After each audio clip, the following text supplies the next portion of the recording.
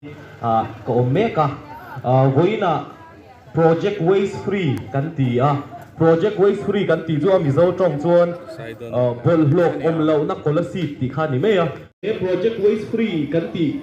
scholarship bol hotel lo na khwa kan ti na tum bel chu bol hlo atanga kan lo free ma bol hlo apai na tum nia local khom zong zong te village council ben sam sam swai tu te YMA ban sam sam swai tu te ni kan tan ka mai ni ti kha ne moi takin kan do kha ni UTN PA ko chin chu atiang ma se be chung lua tu a ko pui chung lua tu te ya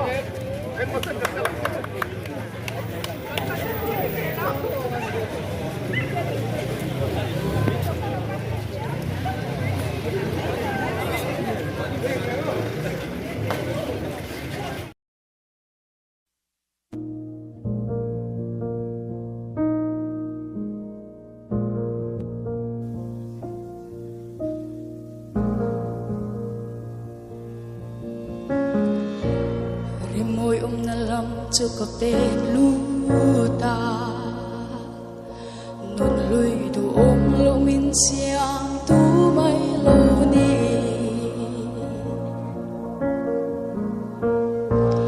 kalilom na zong min lak sakin ingim tlak cham na mun na in na lo du si bui ta chu lo ri in lavin ka khur so ta ma se amma lal i suang ei chuan min ve ka shin nan moi na zong li bin sha ngai lo nun min pe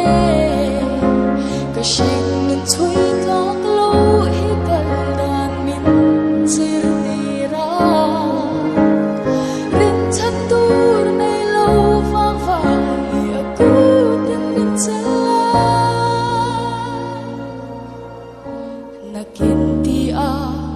bay say tu nun hi tu na ta nu